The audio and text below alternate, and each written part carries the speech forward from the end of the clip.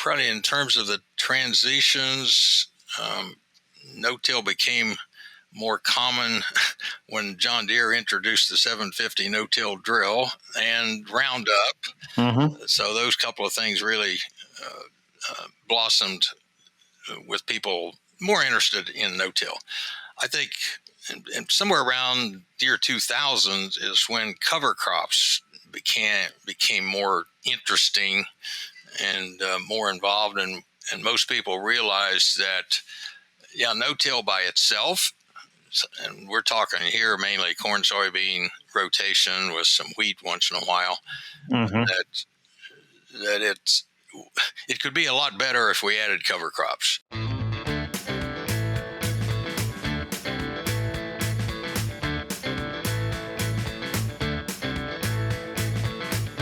Welcome to the Crop Science Podcast Show, brought to you by 𝗦𝗽𝗽𝗍𝗃. I'm Brian Arnell, and I'm coming to you from the campus of Oklahoma State University. Today, I'm excited to have on Mr. Randall Reeder, who is the program coordinator of the annual Conservation Tillage and Technology Conference and the executive director of the Ohio No-Till Council. And probably more so where I know Mr. Reeder from is he is a former extension ag engineer at the Ohio State University, where he was at for 32 years, where Randall worked on a lot of research, specifically looking at soil compaction and tillage systems. So a lot of what I go to is all my go-to engineers have basically been the Ohio State engineer crew. And so, I think I've probably looked at tons of data sets that you were involved in that have been presented by the ag engineers at Ohio State. And so, Randall, I'm so excited to have you on today.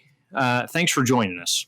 Well, I'm glad to be on there at the other OSU. Yeah, I have to make sure I put the in front of OSU with you, but I should reverse that and say we're the other OSU here in Columbus, Ohio. So tell us a little bit about how you ended up being the program coordinator as a retired extension specialist. Well, the short answer is I was already doing that as part of my work, and when I retired in 2011, nobody wanted to step up and take it over. We make a little bit of money. I probably make minimum wage on what I do as a meeting planner, but it keeps me involved. That's the important thing, Brian. Yeah, absolutely. Tell us, before we get really heavy, tell us a little bit about the meeting.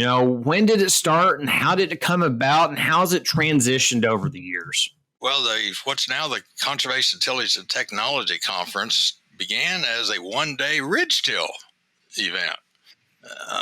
Another extension person was in charge of that in probably 1982. And when he retired about 4 years later, he just told me I was going to take over. So I did. And so it remained ridge till until about 1990, and we added no-till. And about that same time, I was doing research on tillage that was mainly ridge till, chisel plow compared to moldboard plowing on drained and undrained. And at that same time, we added no-till into that research. So everything kind of blended together, and we've moved a couple of times. Now we're at an excellent facility at Ohio Northern University where we meet during their spring break. So we've got the whole facilities that we need. And we've had just over 1,000 people. Now we're pretty much around 700 to 800 people at that two-day conference. We have concurrent sessions, so there's a lot of different topics from cover crops and no-till to also another one on fertility management. A lot of that is manure management, water quality. Different subject areas, and a lot of crop consultants come to that. So it's a great conference. It's been going on every year. So I want to, just because of my own interest, and since I'm the host, I get to stick with my own interest as much as I want to. I do, I plan meetings. I plan a couple 2-day events.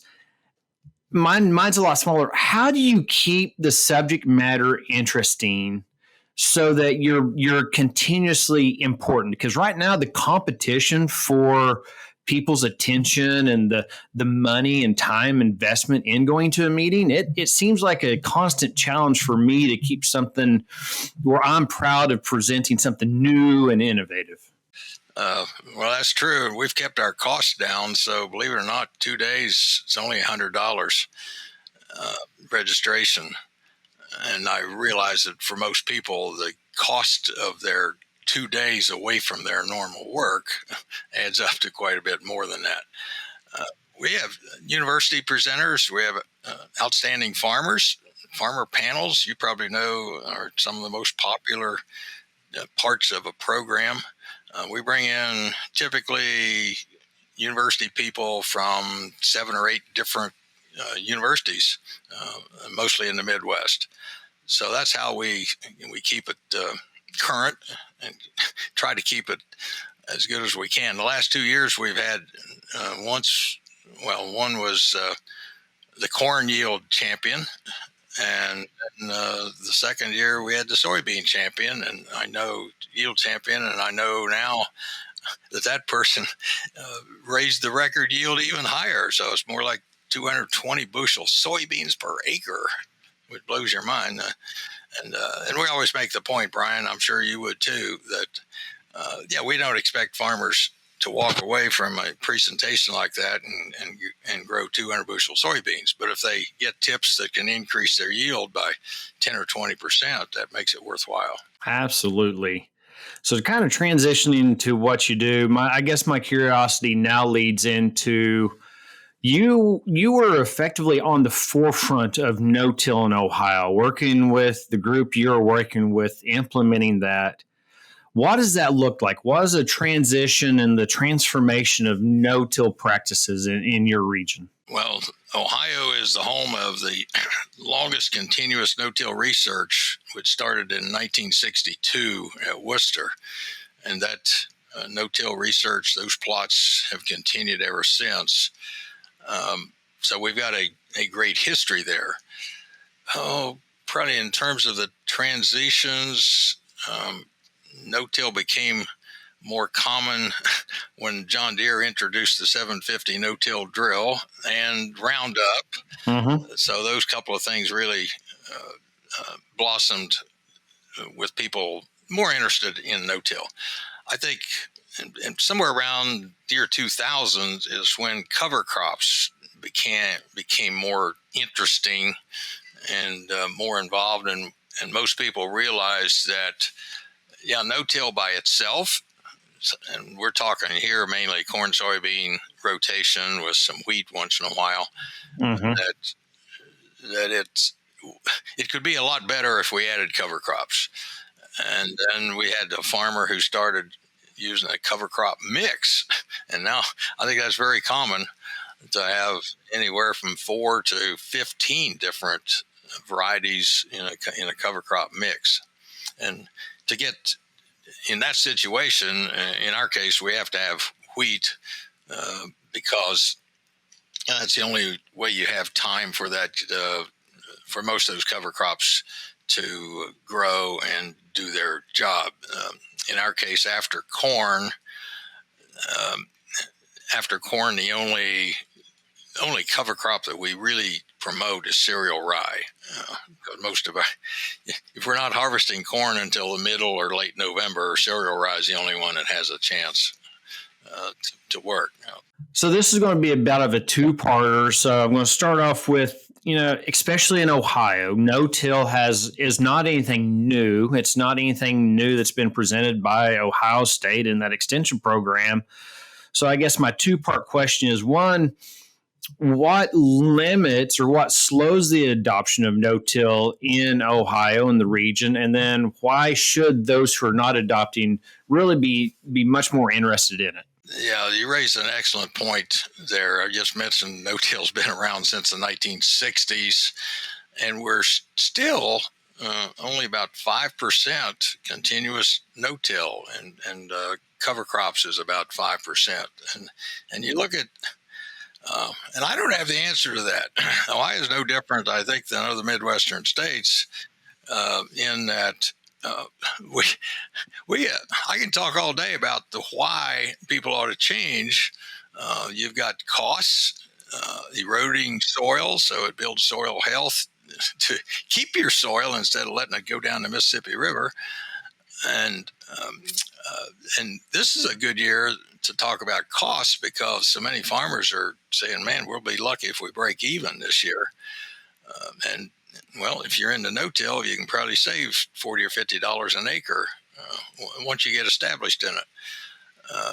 And from the soil health standpoint and the carbon sequestration standpoint, you can even get a little bit of bonus income with no-till and soil health, a few dollars an acre. The healthier soil, in other words, I think every farmer we know, Brian, has a goal of, I want to leave the farm in better shape than when I started it. And healthier soil is a good way of establishing that. No-till and no-till cover crops and rotations is about the only way you can improve the value of soil. So in my area, Randall, our biggest value by far for no-till is soil moisture conservation because we're in a constant moisture limited environment. Many of your areas not necessarily moisture limited, but even may have moisture excess problems, especially in spring when it comes to planting time. So can you kind of discuss the difference of the regionality of no-till adoption, both the reasons and the challenges? Well, and interesting right now, a good portion of Ohio and moving on east into West Virginia is suffering from a severe drought. It's not as bad as 1988, but still it is really hurting crops. Crops are maturing sooner, of course, lower yield with that. So we have drought conditions here in July and August fairly often. And you're right about having wet soil in the springtime. We're usually waiting until the soil dries out. In Oklahoma, you may be waiting until you get enough moisture in the soil to plant and hope the seeds germinate. You're 100% right. Yeah, and I'm going to quote 𝗺𝗫𝗃𝗃, that we both know from University of Nebraska. I'll just do this in shorthand. Long-term no-till, corn soybean rotation without cover crops. That's one. Mm-hmm. Compared to corn soybean rotation, and I think wheat with cover crop, he had a severely dry year. That must be 2022. And people looked at that growing cover crop and thought, oh my golly, it's going to suck all the moisture out of the soil. You won't have any moisture left for corn. So that next crop year, 2023, I should ask, all right, one of them got a lot more bushels per acre than the other. Which one of those situations do you think had the highest yield? And if I tell you it was 60 bushels per acre advantage to the one with that cover crop. Yeah. So it was, I think, 180 bushels compared to 120 bushel per acre. And Brian, the obvious question is, how could that possibly happen? Well, here's what the cover crop does. You lay it down, so through those hot months, you have the soil covered. Mm-hmm. It's almost like putting a sheet of styrofoam over the soil. It keeps it cooler. Might be as much as 30 or 40 degrees difference on a hot summer afternoon. The other thing is, if it rains, say you get a 2-inch rainstorm in the middle of a drought, with that cover crop, all of that rain stays right where it hits. It soaks in instead of running off and disappearing down the creek. So those are two advantages of how cover, even in a dry region. And I think we give credit to our own David Brandt, who died a little over a year ago, working with one of your outstanding farmers there in Oklahoma, that Jimmy Emmons. Jimmy Emmons, yep. Convinced Jimmy to try cover crops, and it has worked for him. No, in fact, that's some of the interesting things that we work through in Oklahoma when I'm trying to help a farmer with cover crops. Is always the first question for me is, what's your target? What's your intention? Is it a nutrient or water? Because most of our intention is water savings, which means we need a carbon heavy. We need to create that blanket that stays through the season. And so a lot of our cover crop that the mixtures don't work near as well because we really need that carbon heavy rye or wheat or something to protect for that evaporation, because we're trying to capture water and we're trying to keep water, and that's their bigger value. So you've got those differences across the country, and that's where you have. I'm glad you brought that up, because the cover crop mix that we might recommend here in Ohio or in upstate New York is certainly not going to be the same as what you're doing in Oklahoma or out in Oregon, for example. Yep. So moving on to some of the other points along our conversation is, how does the NRCS and other programs, how does that play a factor in the adoption or implementation of these no-till and conservation practices? NRCS programs certainly help by paying farmers to plant cover crops. One thing that we've found out is you get paid 3 years to plant cover crops. Mm-hmm. Then the money stops. And if the farmer hasn't seen any real advantage, they stop planting cover crops and go back to doing tillage. So a couple of prominent people have said we need a 5-year program instead of 3. The other point is that here in Ohio, the money is given directly to the farmer and the government, and I don't blame them necessarily for this. They say, 100% of the money goes to the farmer. It all goes to the farmer. We would make the point, let's keep back 10% of that for education, or require. If you're going to get a few $1,000s to plant cover crops, you need the education on it. So we would require, if you're going to get money, to come to one of our field days or educational conferences and spend a couple of days maybe learning about cover crops, so you know how to manage it. And if you know how to manage it, even 3 years, you're going to see the advantage of it. I've got to throw in, and you probably have the same situation in Oklahoma. Across the Midwest, about half of the land is farmed by a tenant farmer. They don't own the land. So again, it's easy for us to talk about, you're building soil health, you're building soil quality. But if the person doing the farming is at risk of not having that farm next year, and that happens, we've got really good no-tillers who have farmed land for 10 or 15 years, and all of a sudden, maybe because of a death and somebody, the younger generation, takes over. I know one specific example where the lady just demanded that the ground be plowed, and the farmer who was doing it said, "I don't even own a plow. I can't plow it." So, and here's what will likely happen in that situation. And it's not level. It's not flat land. It's land that ought to be no-till in this example. That after the guy that plows it, he'll probably get outstanding yields that first year. Mm-hmm. Absolutely. Up with no-till. And then maybe the second year, the yields will go down a little bit. And maybe after the third year, the farmer will say, "Hey, I can't afford this. This is ridiculous." So then that same lady will go back to the long-term no-till farmer and say, "We'd like for you to come back." And I know what that farmer would like to do. He'd probably be too kind. But then you're literally starting over. And that's one thing about getting farmers to change. And you and I know anybody to change anything is a challenge. But getting conventional till farmers to adopt no-till, continuous no-till, and all these practices we're talking about here, it's really a challenge to get them to even think about changing. And there is more management involved, so it's a different system. But it's a mindset change too, right? I mean, it's a complete change of the approach of management styles, of equipment needs, our needs. And almost, to me, a little bit of a flexibility. With the tillage system, you can be a little bit more cut and dry, but once you go into no-till, you almost force a little bit of a need to have flexibility in your plans. Another thing about the soil, think about somebody that's driven Ford pickup trucks all the time. They always have a Ford pickup truck. They decide to go to Chevrolet. Well, maybe it takes a month to get accustomed to everything being a little bit different on a Chevrolet pickup, but it's a short term. With soil, if it's been tilled for years and you switch to no-till, it takes years. That soil's been degraded. You can't expect it to recover and become great in a month.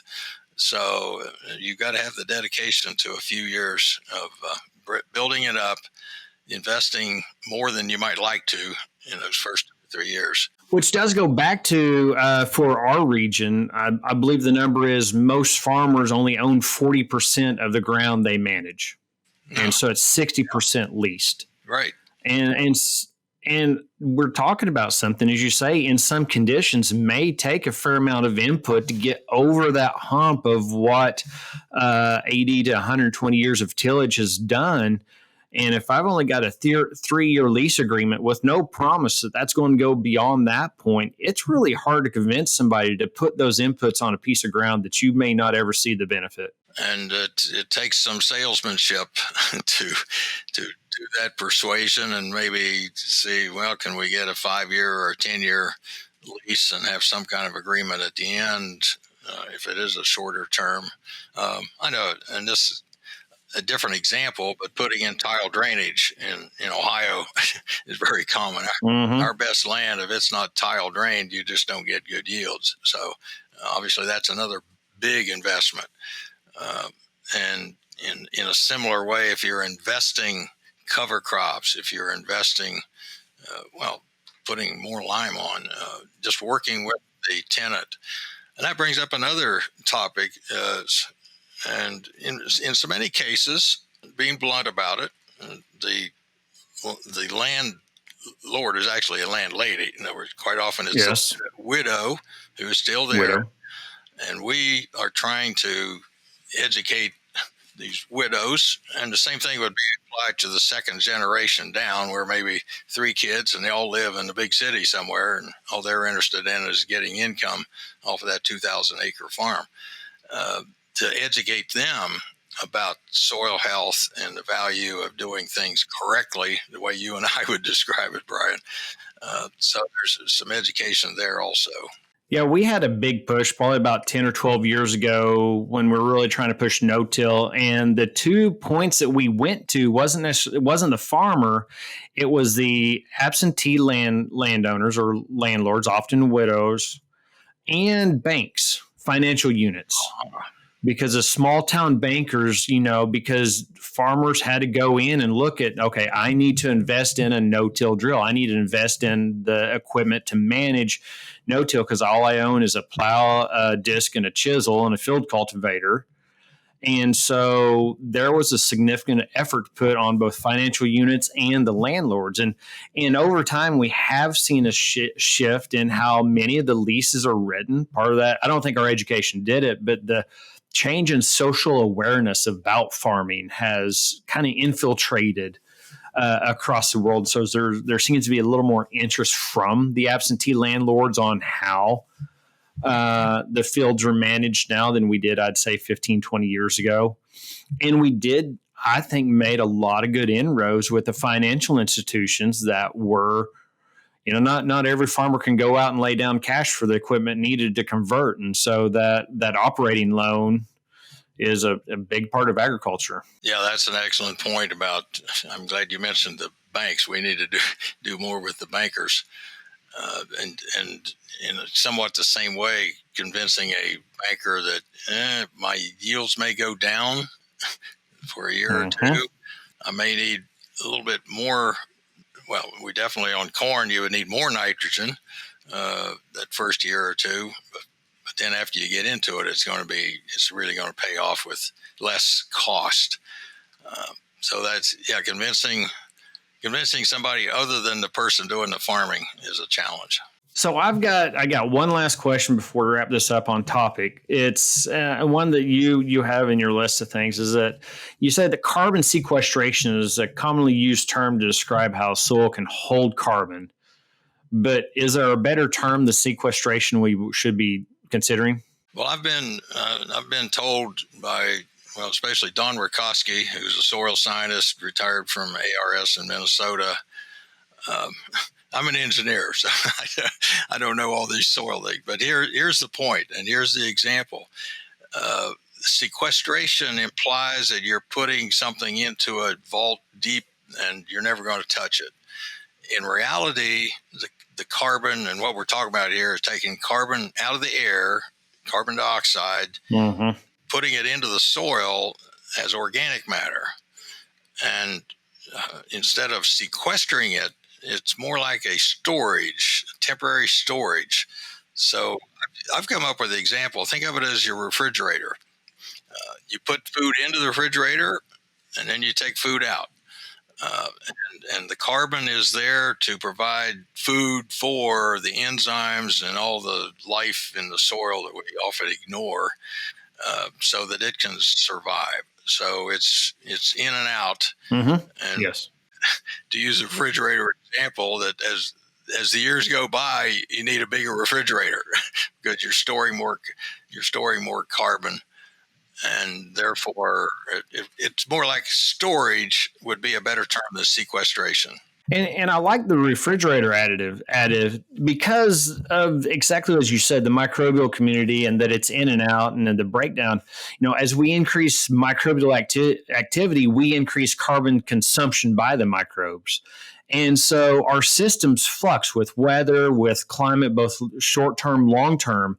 And so we need that storage device to grow and grow and grow, because there's going to be cycles that we draw down on the carbon and cycles that we increase the carbon more so than the average rate. And so I love the concept of the refrigerator, the carbon refrigerator. That makes a lot of sense to me. And from the standpoint of storing organic matter, storing carbon as organic matter in the soil, so many of these programs that come out now that are going to pay $25 an acre, they only want farmers who are going to transition to no-till. They don't want to been in there 10 years, and that just raises Cain with the ones who have been doing and say, "Hey, I'm doing it right. Why don't you pay me?"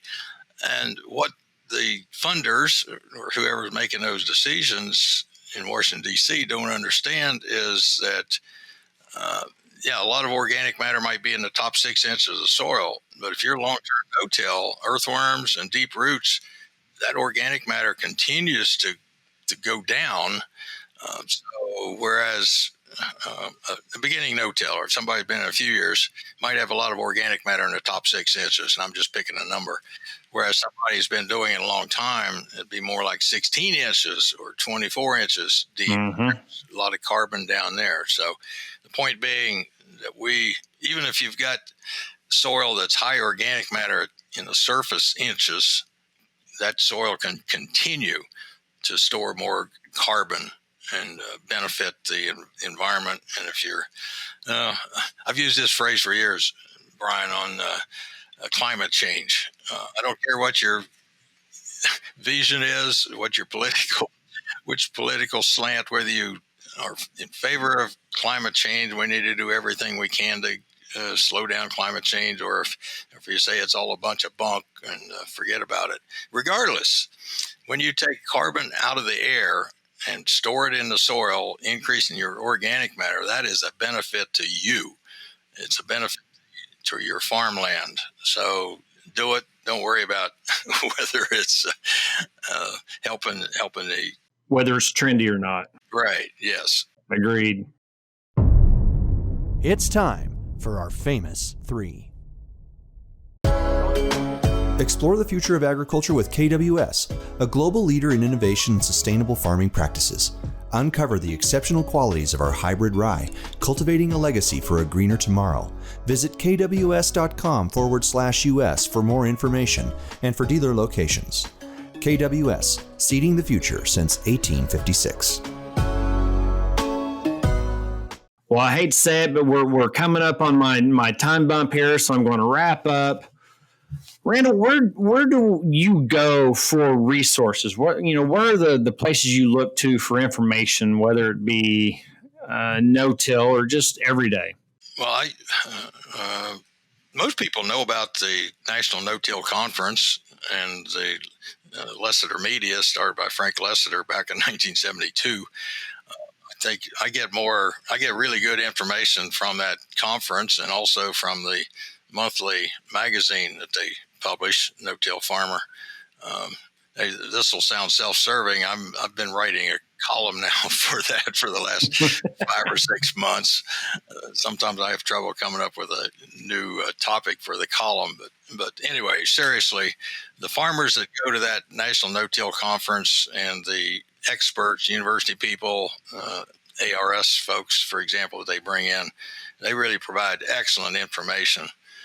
So that's one source of information.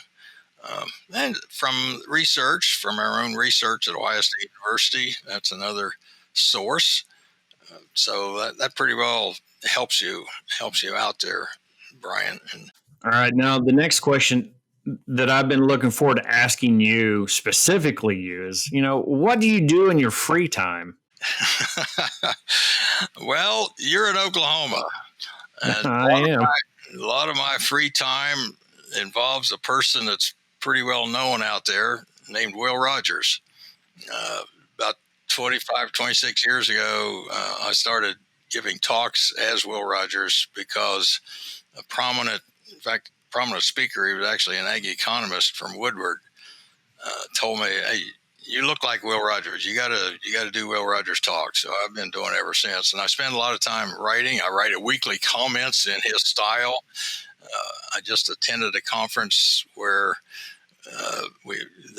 for veteran speakers, there were speakers who have been around a long time, professional speakers, and they recognize 4 legends every year plus one posthumous.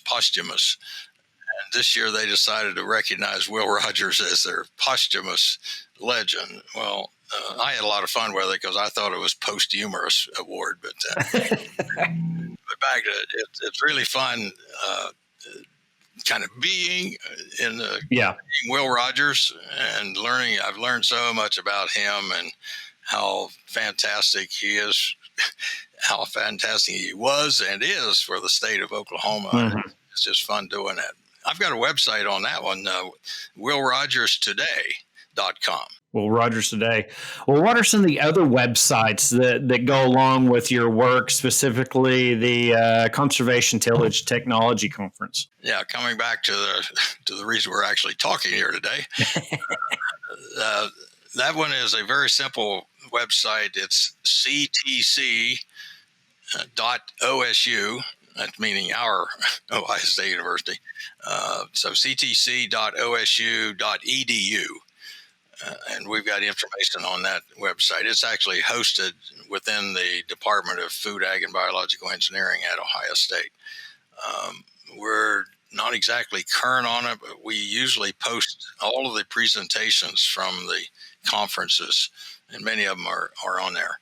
The other website is, I'm involved with the Ohio No-Till Council, so that website is OhioNoTillCouncil.com, and there's no hyphen between no and till in that one.